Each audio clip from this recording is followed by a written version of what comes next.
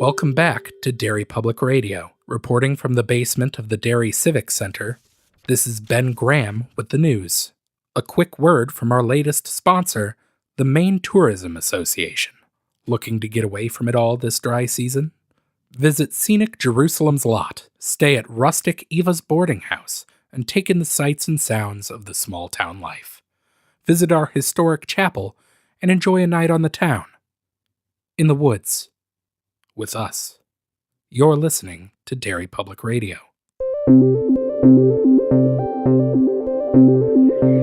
This is Derry Public Radio.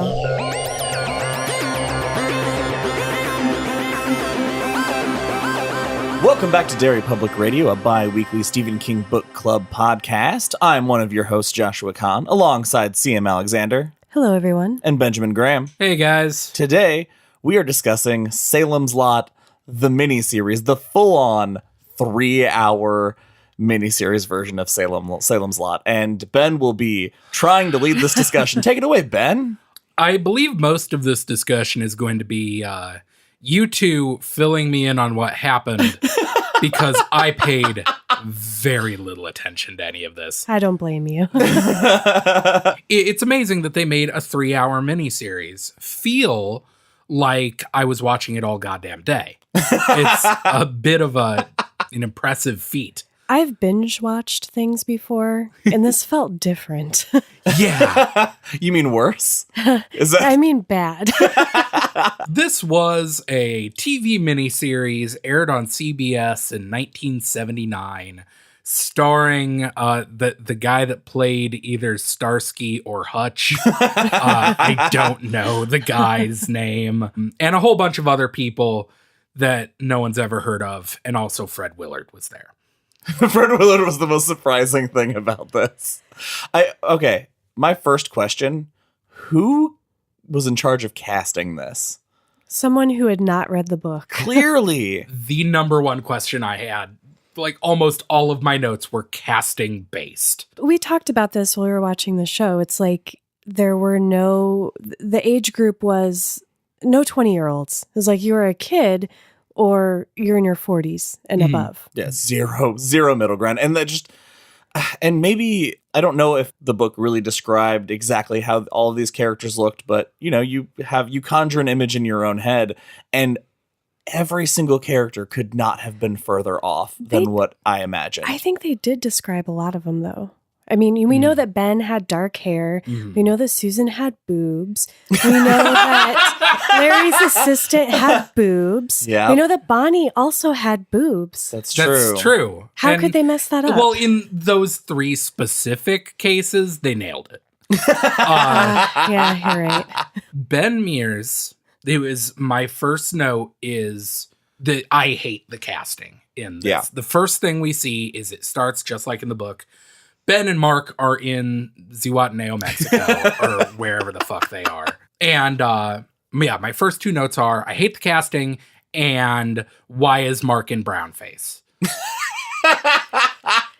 That was so weird. Like, there was no reason for them both to be as just filthy as they were. Like, they're filling up vials of holy water, just covered in dirt for no reason. At first, I thought they were supposed to be really tan because they were in Mexico. Did anybody else think that? No. That's what I thought, but then their clothes were covered in dirt, and they have a place filthy. to live. Like, why aren't they showering or changing their clothes? They're on the run because it starts out they're filling up holy water, and the jar begins to glow with the most 1970s special effect of all time. I was excited about that, though. Like, and then it never comes back. It never returns. Yeah, Nothing ever. What else? It glows at the end too. God, the same thing. Oh, yeah, the same the same exact thing. shot. Just the same scene. The same scene. But my question is, why didn't the holy water in the church or anything else glow? Yeah, nothing. All of the cool supernatural elements. It's 1979. Okay, fine. I'll give you some leeway. But like, there are so many really standout images from the book of when they enter the basement and their skin begins to glow, coating the axe head with the holy water and seeing this blue light. Father Callahan smiting the front door, which we'll fucking not get to because it doesn't happen in this movie. They're just not completely left out. Is there anyone in this movie correctly cast? I think Matt Burke was okay. I thought he was too old. A little, yeah. Really? Because Yeah. I imagine him as a very old man. Well, okay, so I imagine him older, but like that guy seemed old and fragile. I imagined him in his 60s, like getting close to retirement age, not Yeah. in his 80s. Right. Oh. Not somebody who's been teaching well past the time they could have retired. Somebody who is like just coming up upon that time naturally. Okay. I guess I imagined him quite different then. I guess I was imagining him more as, and I will never remember the character's name, but the old professor from the Dark Half. You're Professor Trelawney. Yeah. The old wizened professor from the Dark Half. I thought of him as like an old grizzled old man. Maybe because in the book they compare him to Van Helsing, who I think is supposed to be old. I don't think Van Helsing is that old either. Yeah, now that I'm thinking about it, Hugh Hugh Jackman's Jackman. pretty young. Yeah. No. We don't talk about that Van Helsing. I thought that the opening on the Marsten House was a pretty cool shot, though. That image of the full moon and the rest of the screen is just blank, and then we get a light turning on in a house that we don't know we're looking at. And then it brightens up and we see the Marsten House for the first time.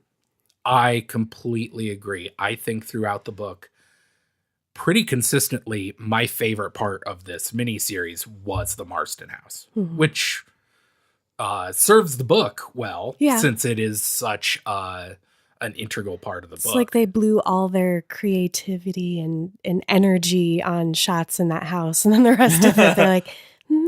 That is 100% true, and probably true for their budget. I read on the most reliable source of movie news, IMDb's trivia page, that the facade, the outdoor shots of the Marsten House were a fake house that they build over top of a real house that cost $100,000. And then the inside set of the Marsten House, when we finally make it, which is, I even mentioned, was my favorite part of the movie. I think they nailed the look of the inside of the Marsten House, was another something like $70,000. Wow. Which for a TV miniseries in the 70s had to have been an insane amount of money. Especially considering the amount of time they spent in the house, which was not very much. Yeah, really only the last, 40 minutes, maybe. Yeah. Can we talk about, our first image of Straker, not a sexy bald man. No. Yes. No. Also I did not completely appreciate miscast. Yeah. That act. Okay. I imagine that because of everything we see from Straker this entire movie, the audition was, hey, your lines were great. Can you stare off aimlessly into the distance for a solid 30 to 45 seconds with no dialogue and make it uncomfortable? Nailed it. Got it. You're it. You're the guy. And I don't think that was the actor's fault. I think that was the dialogue that he was given, because Absolutely true. he's supposed to be this charming, otherworldly character, and he didn't give that off. I think the actor did a good job being sort of aloof and kind of snotty. Yeah. But otherwise, it was just not a good fit at all. He's such an interesting character. To do that to that character just kind of sucks. And I think that's more on the actor than you do, at least. Well, it depends on the direction he was given. Yeah, definitely We don't know. on the direction also. But I mean, if you listen to like some of those lines, like he could have delivered those lines in a much more charming manner. The moments where he stares through someone with a blank stare, like that could have been I don't know, and maybe it's just because Straker has so much power behind him that his attitude can be a little cocky and be smarmy. And there are moments where I feel like there were opportunities for that, but instead we just got a blank stare into Ben's face for a solid 30 seconds before walking around him. Yeah, Things like that. They really took their time with a lot of shots that could have been edited. Interesting couple pieces of trivia, since we have just placed a little bit of criticism on both the direction and the screenwriting. This miniseries was directed by Tobe Hooper, who notoriously was the director of the original Texas Chainsaw Massacre, a classic horror movie. So In Life Force. Striking visually. Another awesome vampire Life movie. Force. Completely Don't listen to Ben. bonkers movie. Also directed The Mangler, based off of another Stephen King short story about a laundry machine that gets possessed by a demon. Not to be confused with the cotton machine from Graveyard Shift. No, that's The Mangler. Yeah, Oh. that's from Night Shift, which Graveyard Shift is about rats. Yeah, That's a whole other episode. Yeah, guys. yeah, it's about rats, and a lot of rats die, and I don't like it. I've been reading Night Shift this past week, and it's a great collection, but there's a lot of really crazy stuff in there. The other interesting bit of trivia, the screenwriter of this is a man named Paul Monash. He was the screenwriter of a little movie called Carrie, directed by Brian De Palma. What? Wow. That's insane, right? That is crazy. Because Carrie was good. Yeah, And Carrie was good. There were several scenes in this movie where I turned to you two and said, so did they forget to write dialogue in this scene? That's true. What? My brain just exploded a little bit because I'm thinking back to when we talked about the movie Carrie, and I believe in that episode we had the discussion of like, man, they kept really weird pieces of dialogue that were straight from the And book, but they scenes. ignored some major things, and that's exactly what happened here. They picked the weirdest, most arbitrary dialogue to keep in, Word for word. word for word. Hey, Josh. Yeah. Ciao. What's that? It's Italian. It means goodbye. I didn't know you were Italian. I'm not, but that word is.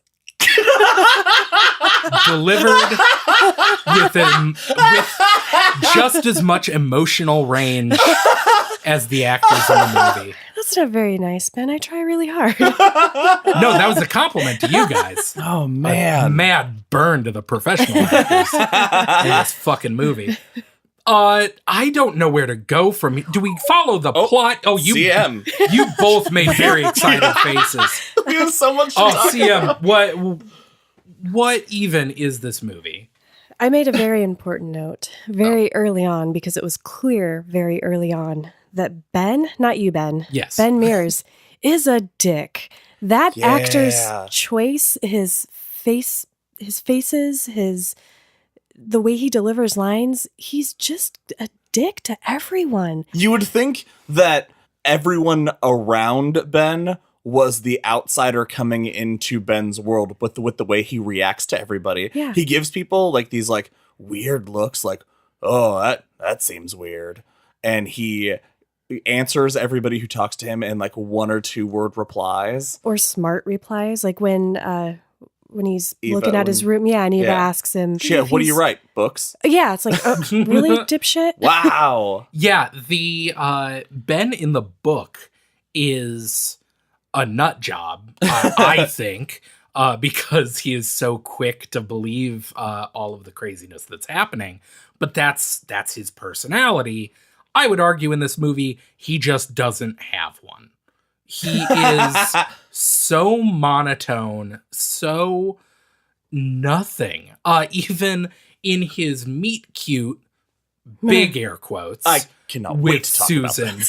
about this. There are a couple cute scenes of them falling in love by a lake. Okay, that was weird that they don't go to the movies and get ice cream like normal people. Well- They just go to a lake. Can we talk about what a jerk he is to her? Yes. In that first scene where they meet, Yeah. she's drawing, minding her own business. She's on the ground, and she has his book open, and it's face down, so he sees his own image, so he knows what she's reading.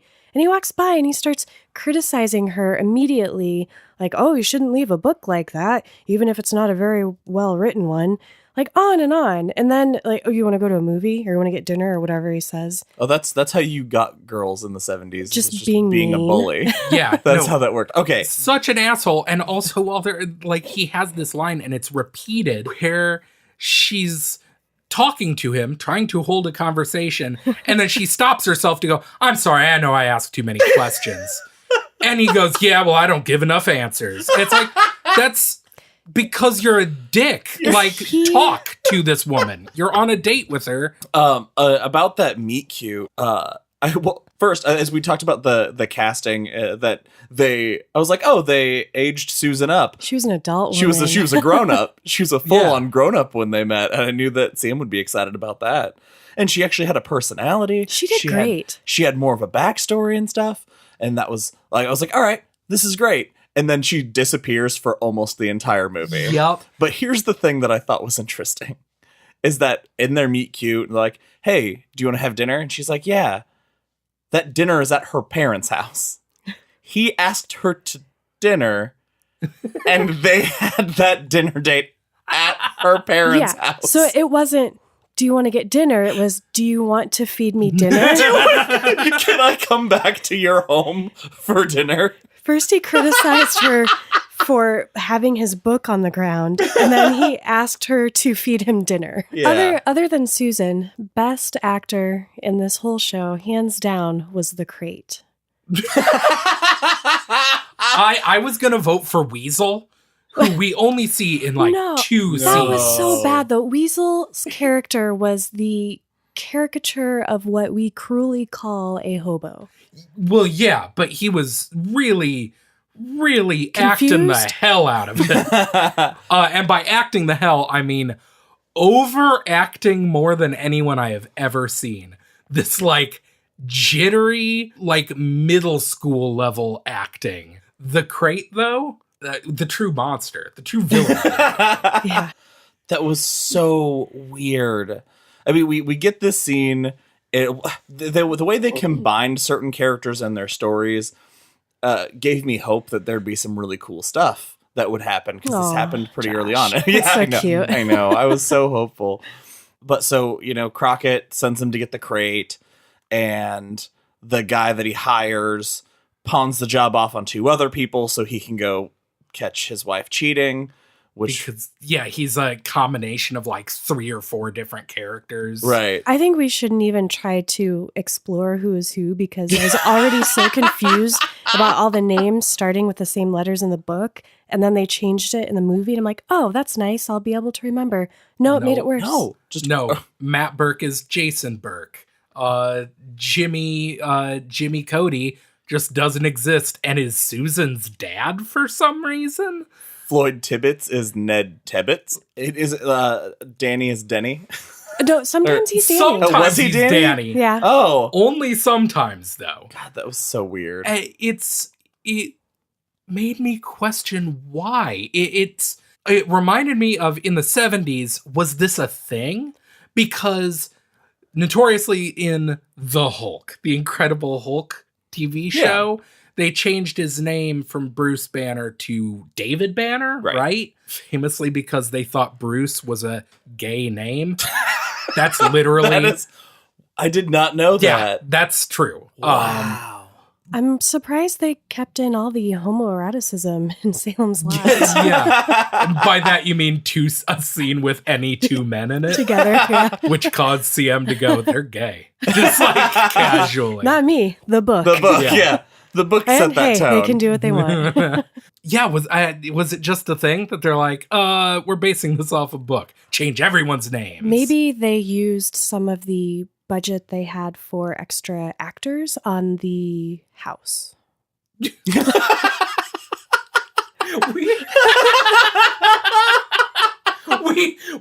We bought this really expensive house. We can't afford the name Matt. I'm sorry.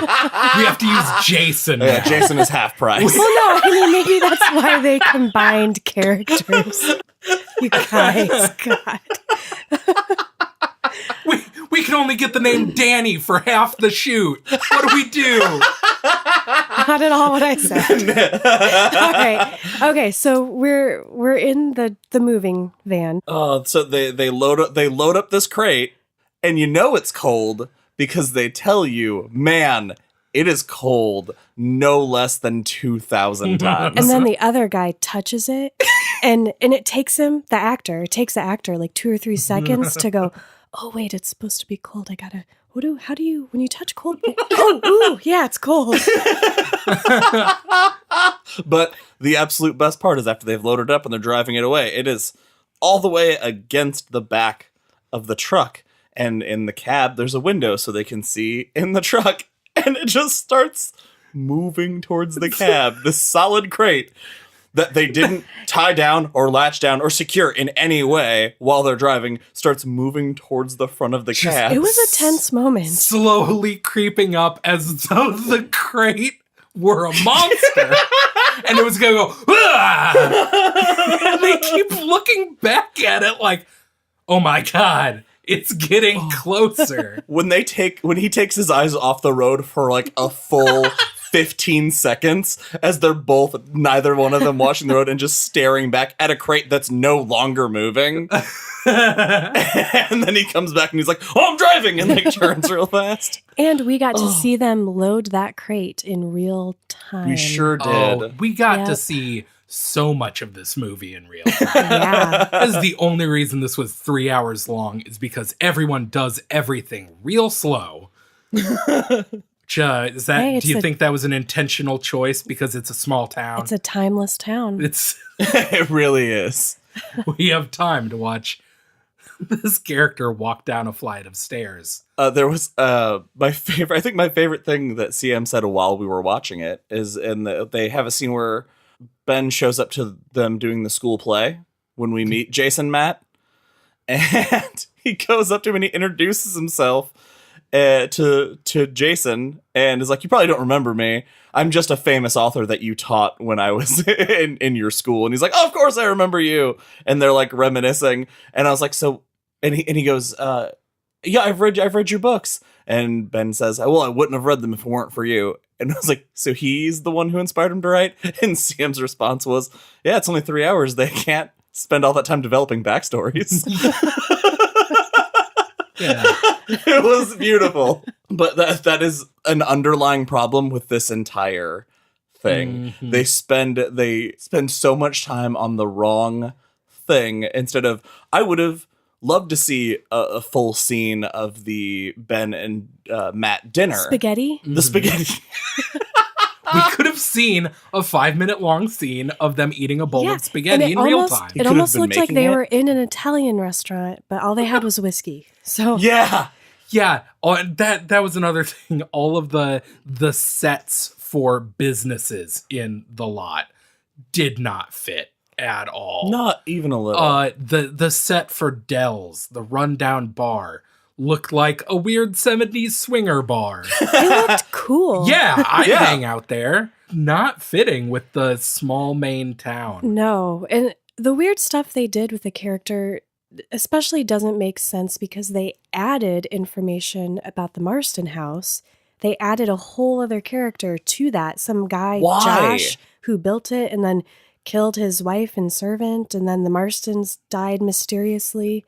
Did you? What? I, honest to God, must have I slept through that part. I don't even remember that. Yeah. Well, okay. Sorry. Oh, sorry. No, go ahead. I was just going to say that's an exchange, not with Ben and Susan. Go ahead, Josh. Yeah. No, so they give that added history, and he mentions that the guy who built the house, like CM said, shot his wife, killed the servant, and then hanged himself, which is what Hubie did. Yeah, yes. But Ben saw Hubie when he went into the house. Yes, that doesn't make any sense. Yeah, that's so dumb. This drove me insane is when he is telling this story. It's just Ben telling this story and a slow zoom on his face as he's like, I walked upstairs and I saw him hanging there. We didn't even get like a cool flashback. Exactly. That would have been awesome. If this had been made today, we would have seen that scene play out.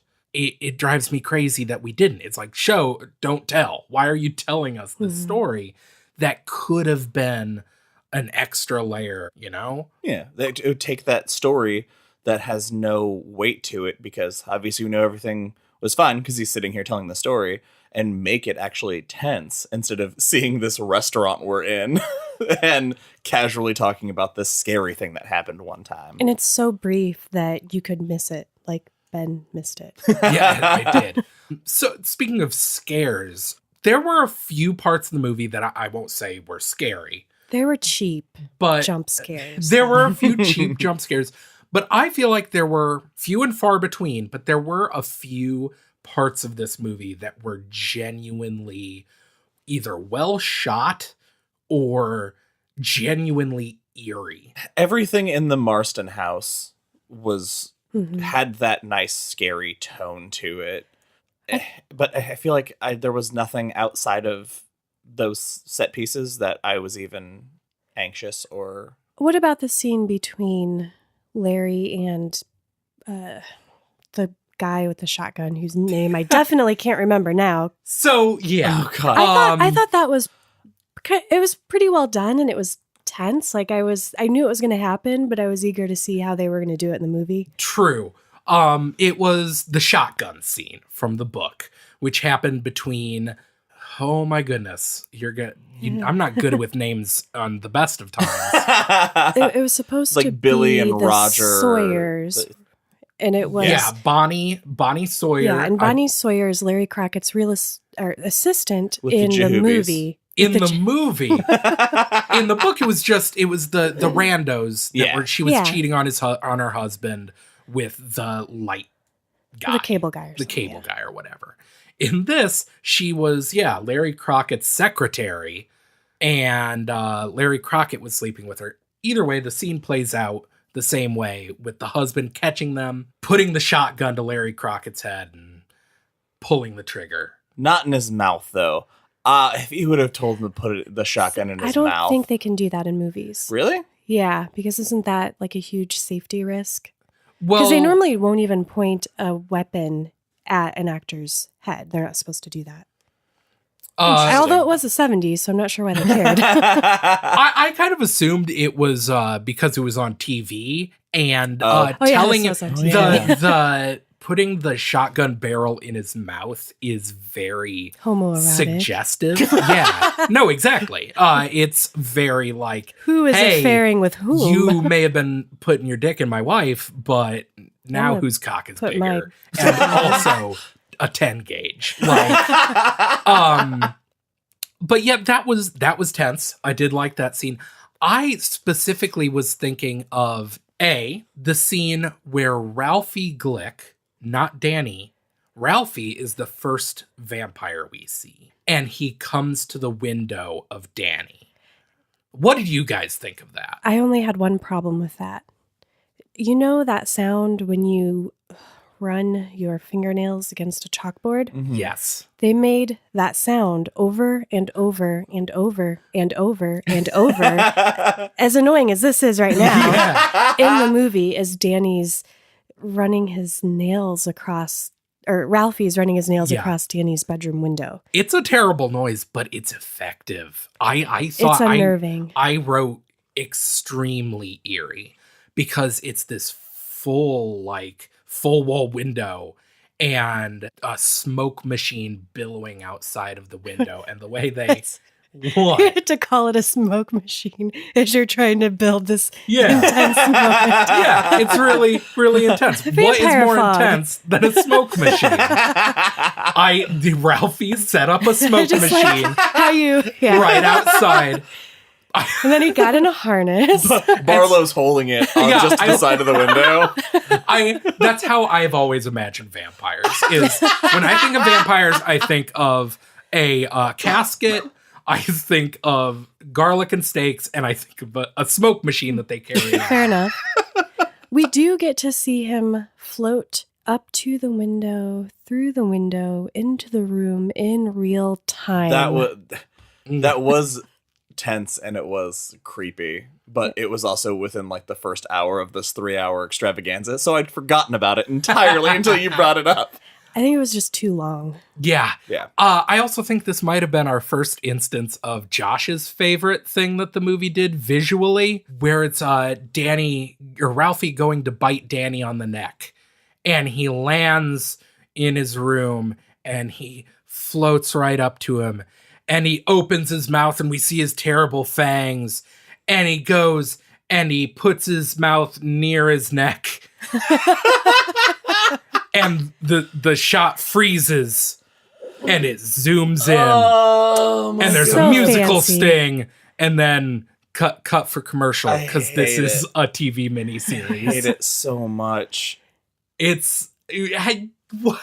What do you think the origin of this is? I wish I knew.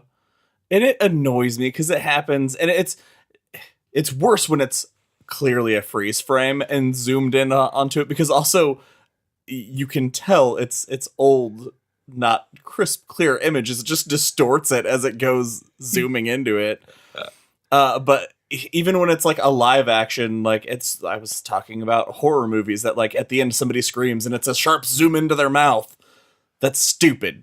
That's stupid, and it's cheap, and you're a bad person for writing it in and editing it that way. It looks so dated So and tacky.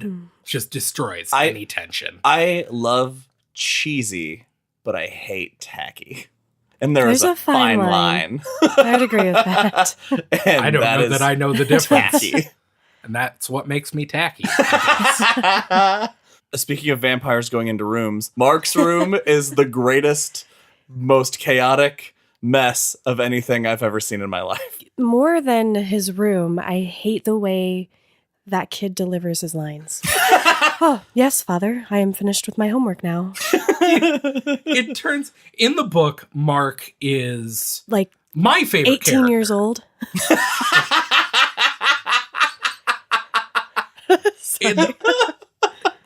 Yeah. I have no idea how old this He kid has is. facial hair.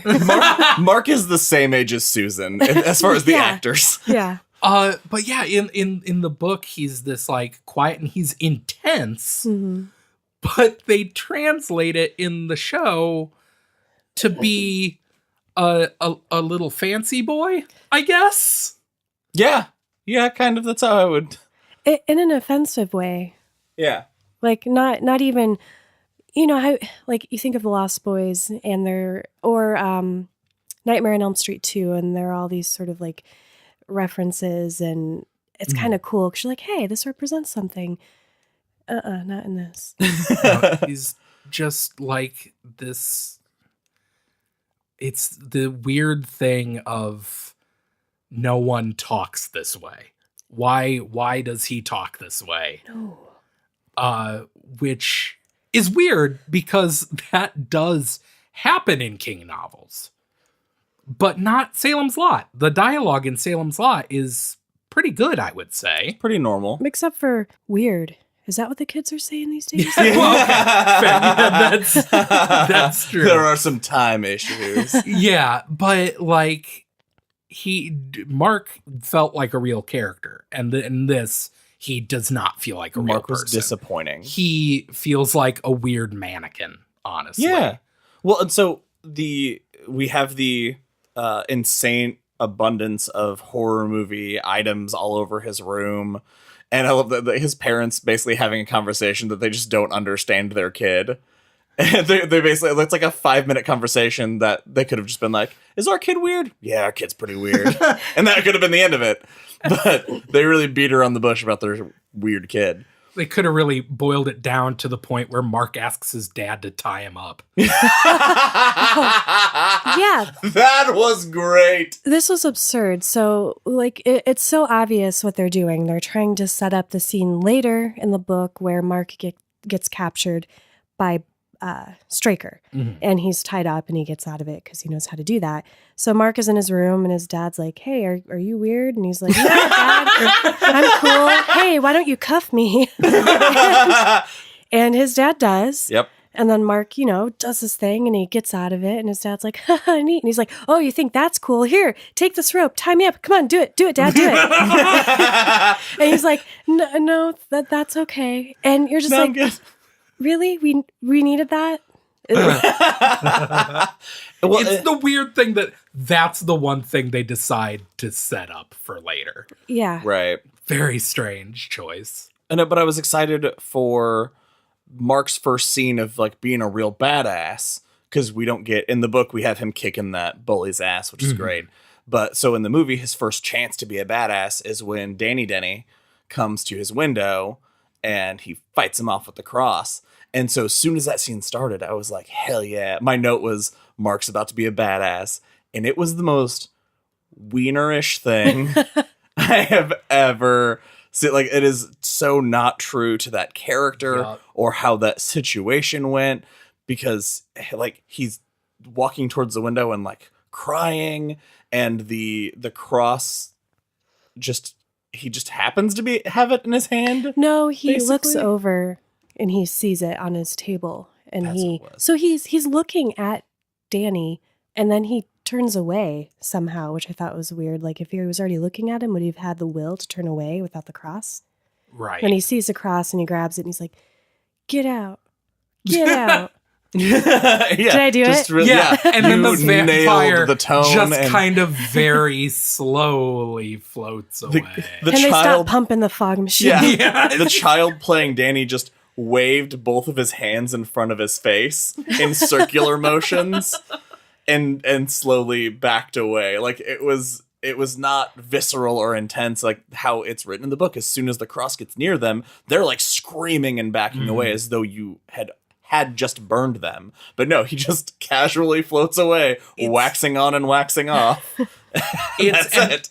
And it's only the first time that the vampires will be completely ineffectual. And we forgot to mention the most important part. When Ralphie comes to Danny's window, okay, he dies in his like pants and shirt and jacket, but when he comes to the window and he's all vamped out, he's wearing vamp jammies. White Victorian pajamas for some reason. There are a lot of continuity errors. I won't go into it, but the goofs section on IMDb for this is pretty hilarious.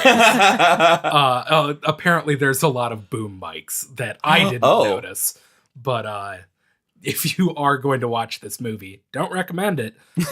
Read the goof If you section are going to watch first. this movie, don't. Sign up for this 3-hour one like we did. Well, and we watched the 3-hour one because I had heard that the one that was edited down to like an hour and 40 minutes made like 0 sense at all. So we wanted to give it the best chance that we could. That is insane to me. That, yeah, when this was released on CBS as a televised miniseries, they wanted to make money, and it apparently did well somehow. So they decided to cut it into a movie length and release it in theaters, specifically in Europe. It was released stateside, but they wanted to make money in Europe. My favorite piece of information is that in Spain, it was retitled Phantasma 2 and was marketed as a sequel to the movie Phantasm, even though... What? If you have seen the movie Phantasm, you know how insane that is. Oh, I love the movie Phantasm. Yeah, that it's upsets me. About a crazy, creepy old man with his flying metal balls. Anyway, what was I talking about? Vampires. Let's skip ahead. Let's skip ahead since literally the story is unimportant. So, CM, what you got for us? I loved... Okay, there was one scene that we had to rewind to watch twice. Oh, yeah, that's right. It was so good. It's when Ben... And how far in the movie is this? Do you guys remember? Oh, God. 1,000 hours? Okay, so 1,000 hours in, Ben's returning to his room, and he's just sort of... Me, I went home, and I went to bed. Ben left. And then I came back, and there was still 10 hours left. So he's just putzing around, and then he kind of walks over by his bed, and Floyd, Neb, Tibbets, Dibbets, whatever his name is. Neb. His name is Neb. Neb. I have a cold. So Floyd bursts out from behind this room divider and just beats the crap out of Ben. It was awesome. It was hysterical. And it's such, like, why was that little, and it's not like a normal, it's one of those like old Victorian, Yeah, like what a do they call three-piece those? Yeah, the privacy divider screen. things, privacy screens. But it's just like leaned up against a wall as though specifically to hide this big man that's going to jump out from behind it. And that leads to, so Josh, if your favorite part is that freeze frame, really intense horror scene, Yep. my favorite part first presents itself later when Floyd is in jail and something comes for him. Yes. And he opens his mouth in terror to scream. And you're anticipating really feeling this character's anguish. And this isn't going to translate. I wish it would. But It's not. he just sort of sticks his tongue out of his mouth. He doesn't scream at all. And so many characters just sort of flop their tongues around lazily. Yeah, they just like mlep like a dumb cat. It's their sign of terror is. I imagine it was like the eighth take, and they're just like, "Cut, guys, more tongue when you are scared." Everyone knows that terror comes from the tongue. Get it out. Episode title. And that's our first glimpse of Barlow, right? Yes. Who can't have been killing people up to this point because he has been out of town on a buying trip. I forgot. Were you the first one to be turned into a vampire? Yes, she was. This is why. Yeah, because I was like, wait a minute. No, but he's out of... Oh, wait. Since this is our first time seeing Barlow, I knew... I've never watched this, but I knew about this particular change. Did you guys? I saw the cover art, so I knew they went more Nosferatu-style vampire than Anne Rice. Barlow, in the book, is obviously a very cultured European man. But in this, he's a straight-up Nosferatu. What did you guys think of the change? Stupid. I feel two ways about it. On the one hand, I'm intrigued because you don't get to see that style of vampire often. Yeah. And I kind of dig it. I like it. I can deal with some like old school Nosferatu style vampires every once in a while. On the other hand, it so severely impeded the actor's ability to speak that they had to make some weird scene choices. And I didn't appreciate that. Should just gone with normal vampire. Yep. Okay, this is the one thing I want to talk about in this entire fucking movie. Forever. I I know we all want to talk about this. I know exactly what you're talking about. I am fucking furious. The best scene in the entire book. The scene. The scene Which of we the leap book. into in a very confusing way. Yes. In the book is the confrontation between Callahan and Barlow in Mark's in the Pt.3's home. It is tense, and it is the pinnacle of all of the themes of the book: faith versus this evil. It's so unbelievably good, and in the movie, it made us all laugh out loud. It really did. Because we jump into the scene in a way that we also, I think, had to rewind it because we're like, wait, did we miss something? Mm-hmm. Because how did it even start, Sam? What was the scene right before that? Wasn't it Ben talking to Susan's dad? That's right. Yeah, because they're like starting their plan. Yeah, they're That's when going they're to gonna go see to the Marjorie Glick. Yeah, in so the- we cut from that to Father Callahan at the Pt.3's home, sitting around the kitchen table talking to Mark and his parents. And we're like, wait a minute, hold on, and his dad kind of looks like Susan's dad. So at first I thought it was You Susan's confused them dad a couple and times Callahan. during this movie. I did. I thought that was the only time. Maybe I would have liked this movie better if you corrected me. Yeah, so they're sitting around talking, and you're like, hold on, did I miss a scene or something? No. Nope. They're just there talking and blaming Mark seeing a vision of Danny on his weird room with all of his awesome monsters, which I think is cool, Fair. but whatever. Yeah. Yeah. And then this, okay. So It's hysterical. The- This scene is worth watching. the light above the table explodes. And The whole house starts shaking. Yeah, the table and everything in the kitchen is just shaking and making this really bizarre noise that I wouldn't associate with what's going on in the scene. Yeah. And then It's because Barlow's driving his big rig up to the house.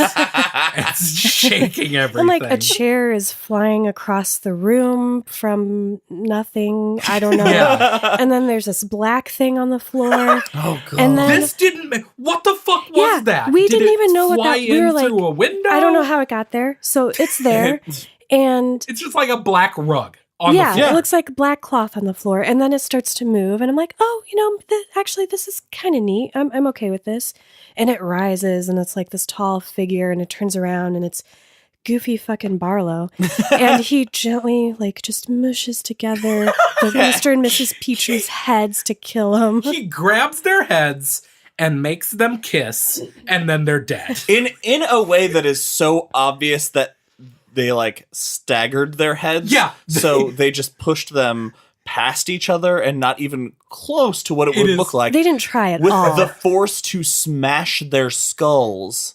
It is slow, and they do not make contact, and it is hysterical. So then Father Callahan jumps up and Mark jumps up and he fumbles his way to Barlow, who fumbles With his clumsy way giant hands. Yeah, like that the was actor the least clearly smooth. can't move his mouth or his Right. arms and hands. It's And then Straker walks in and he's like, Oh. that's my And he's like- favorite part. and he's like, hey guys, how's everybody doing? How's everybody doing tonight?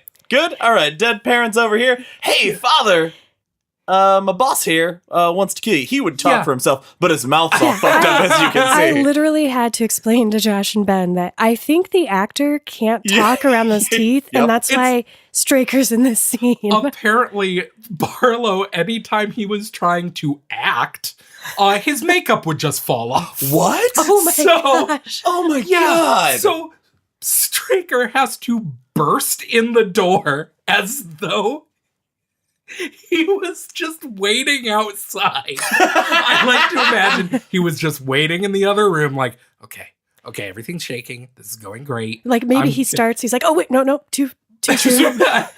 But yeah, he bursts in, and the speech, the confrontation between Barlow and Callahan goes almost exactly the way it does in the book, except through the mediator that Yeah. is Straker, and it completely undoes Delivered by any this tension. actor who we said earlier did not do the character justice. Yeah, and There's and nothing Callahan. sinister. Who did Callahan look like to you? Oh, I because not Father Callahan. That's all I know. A dark-haired, less intriguing O'Brien from Star Trek TNG / Deep Space Nine. Yep. I That is don't- 100%. As soon as you said that, I was like, yep, that's it. I have no idea who that is because I'm not a nerd. But yeah, it just Callahan had been in one scene before the this, funeral scene. and then we have this big, what should be a huge climax, and nothing. Straker walks over and breaks the cross, and then Barlow Yes. walks towards Callahan. And that's the it. End. We don't even get that speech about cursing him, Yeah. about his faith. Because we don't get care about anything. Callahan Yeah. in this We don't version. see him get on the bus. There's we don't see nothing- any of that. Yeah, there's no development with Callahan. And you know what would have been great? If that cross would have glowed blue, maybe? Yeah. If we could have, the glowing that we established at the beginning of the movie could have been in this scene. Yeah, because means that is, vampires are near. that is Yeah. part of what makes that scene is because you watch Callahan lose faith. Mm-hmm. And Yeah. that is why that scene, that's like what makes it so amazing. But if you didn't read the book and you just watched this, you Makes would just no be like, sense. oh, I guess crosses just don't affect him. And like undermines that entire thing. And it's just over. Oh God. I think at this point we're like 20 minutes into a 3-hour movie. It's so fucking long and boring. Let's just speed round the end of this piece of shit. Move to the After attack that on the scene, Marsten House. Honest to God, I checked out. More or less, This yeah. is on you guys It's- because I was so mad. I was like, no, I'm done. I'm done reviewing this movie. So some things happen in town and some other stuff, and then Yeah, Susan... Parkins is there. Parkins he is the runs worst. away. Ben tells Susan to, protect the house, and they make this plan, and he goes, we don't see Matt after he has his heart attack. Oh, yeah, Matt's just gone after the There's heart no attack. Van Helsing. No. Oh, shit, I forgot. Yeah. We just never see him again. Susan, who is supposed to be at home with her mom getting ready to skip town, presumably. Yeah. She goes to the Marsten House for a reason. Yep. And, that is not for a explained. reason. and she's looking at it. And then she's about to leave for another reason. And then she sees like the trees or shrubs moving. And she sees Mark. And so he's got his stake and she realizes, oh crap, this kid's going to get killed. So she runs after him. They go into the house. And for a split second, I think, okay, we're getting back on track. Look at Mark being a badass. And they get into this house and there's actually kind of a cool sequence of like her walking through. Like we've said, the interior set of the Marstens' house is pretty dope. And some It's unique shots. gross. And yeah, there are these shots of her like exploring, and then you'll see Mark run by on the banister overhead and with stakes out. That was my favorite shot. Although we don't get that awesome scene where he kills Straker, and then Straker has to be killed by Barlow. They really, for as much time as they spent on all the rest of the movie, they really rushed the ending. Yeah, For sure. because like everyone, it goes so quick. They find rats in the eye drawer. They Enough said. look at all the spooky Stuffed cats. decorations, and then they get caught, and Susan gets tied up, and we don't see her again. Or do we? Oh yeah, It well, doesn't. And then fucking- Mark escapes he's tied up and he Yeah. escapes. But then we get to what's insane, and that's when her dad and Ben show up, and they're like looking around, and her dad goes upstairs.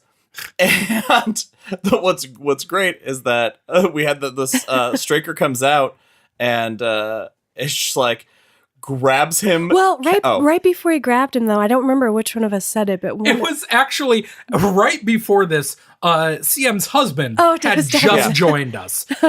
He had not been watching the rest of this train wreck with us, but he comes out and Straker pops out, and Sam's husband goes, "So is that guy just human?" And we're like, "Oh yeah, he's just a human." As Straker grabs Susan's dad's by the shoulder and just lifts him off the ground. Just casual as No hell. effort. Grabs him, lifts him straight up in the air, and And- starts walking down the hall with him. in real time, In real time, toward a He wall is- of antlers. he is not a big dude. Straker No. is No. described as this big, imposing dude. No, he's He's a kind of small a man. he's kind of a chubby British guy. Yeah. Yeah. And he picks him up and walks slowly down the hall and deposits him on a wall of antlers, which impale him and he dies. Yep. And we also get a real Hilarious. time right before that. We see her dad walking up the steps. There Yes. are a lot of steps. Yeah. And he walks up every single one of them. And Straker We see it all. walks down. Straker walks down every single one of them. while being shot by Ben with a gun. And then he doesn't, does he do the tongue thing? He might. Like I said, I checked out. He by dies. This point. He almost Weird. makes it all the way down to the stairs. Yeah, he had like 2 stairs to go. And then he just lays down. Then he doesn't even fall. He like drops his weapon and then casually kind of lays down on the stair and then reaches for the banister and dies. Yeah. Like, Fuck. Oh, that all right. banister. but we did get the fact that like they run to the basement and you see the door open in darkness and Mark just 1 stair, 2 stair, fall into darkness. Best thing And that I actor did. laughed so hard. No knives. No knives, though. because we got No. that with the antler wall. Yeah. So Mark is alive. Ben hops down. They see the door. They open the door to find what did you call it, Ben? What did I call it? Oh, The wicker. the wicker. No, I called it a wicker casket. You had a yeah. better word for it. It's the Barlow's casket is just made out of wicker. And I assumed it was made by Longenberger. Yeah, it looks like one of those It's like one of those really fancy, real expensive. high end. You want to impress somebody, picnic buy him caskets. one of those. Apparently, and God, do we even need to go by the blow by blow? no. They drag him out and they kill Barlow. But Nothing glows. who Oh, cares? Ben drops the holy water before they open the door on the ground. Yeah. And that's For no it's reason. like, did they just not have the budget to make that effect on the door? Yes. But this is the coolest thing, though, is that they pull the casket out, they open it, and they see him. And Mark walks over and looks down and he's like, Mark, don't look! And then throws him, like shoves him face So first hard. into the table. And he falls over. And the hole they pulled him out of, he's like sitting next to it and he's like holding his head. He is so not in danger in any way. And Ben literally goes, Mark, no! And just fucking power bombs Mark through a table. It's And you know why they did that? They did it to set up an actual really cool cool shot. shot, which they could have found a better way to do. that But is true. Mark is sitting on the floor, probably wondering, why did he react that way? And Ben raises the stake, hits the light fixture above him, so Which that's swinging. I thought was hilarious at first because I'm like, oh, they used that shot. Yeah, it looked like a mistake, but Bonks then this over like as he's headlamp. killing Barlow, it cuts back and forth between him and Ben, or I'm sorry, him and Mark. And you see sort of as the light's swinging, you can catch these glimpses of all the other townspeople who are in that space behind that door, slowly crawling towards Mark. Oh, that so part, cool. that's like only That cool part of part. the movie. So we spent the last 5 minutes of this movie as things are wrapping up and we're seeing they set the house on fire, and then we flash back to the beginning of the movie where they're somewhere in Mexico. And we're like, wait a minute, did they just burn Susan alive? Because this all happened in one afternoon. As they were about ready to stake Barlow, the sun went down. So Susan was captured and going to be taken to him, but he wouldn't have been up yet to turn her into a vampire. So we assumed that she's tied up in the house somewhere and they just don't know and they set it on fire. But then, of course, she comes back somehow. She finds them in Mexico, and I don't know how she managed to turn into a vampire. No But idea. she's a vampire and doesn't look anything like any of the other vampires. Looks like just a very beautiful woman. The vampire rules they really play fast and loose. Yeah. Yeah. Because like the scene with Ned Floyd in the jail where Barlow just waves his hand and unlocks the jail cell without being let in.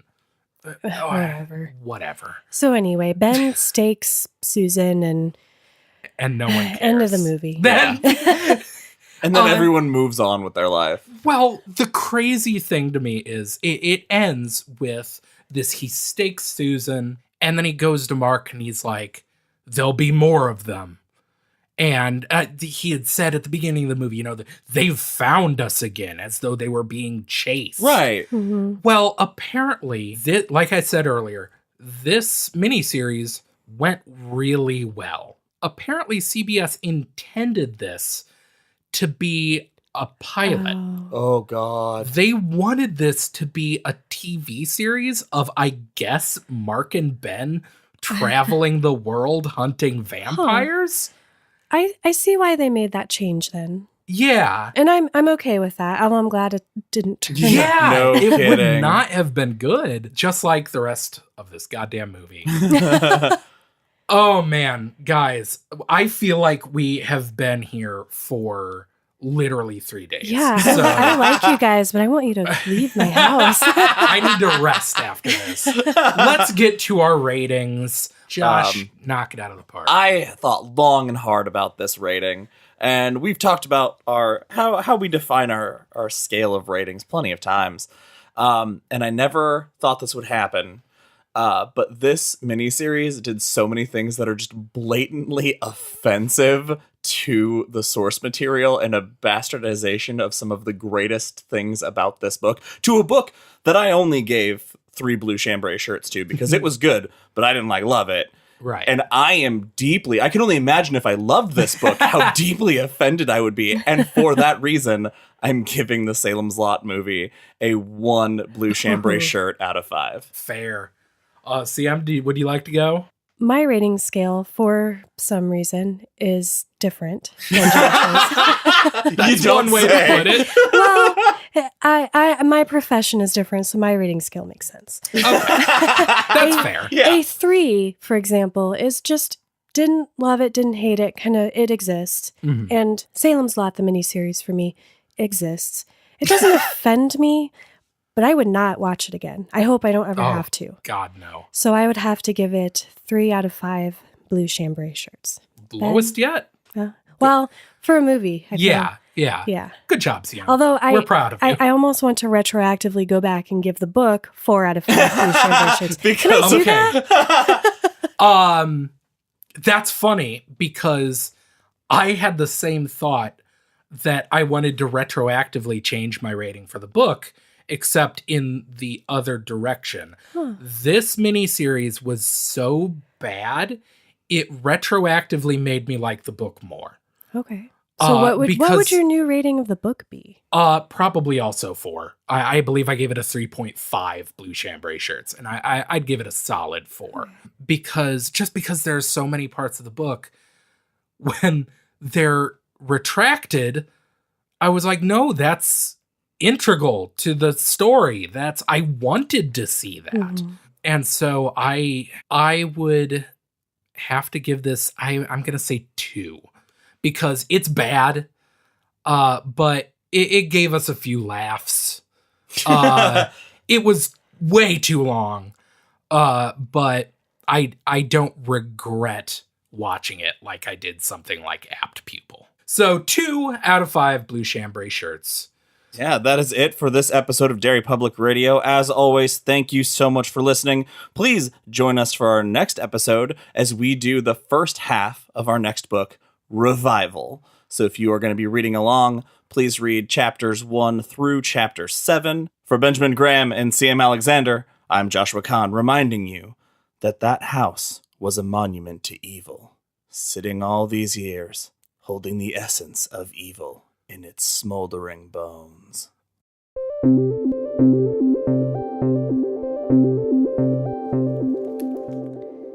Hey everyone, CM Alexander here.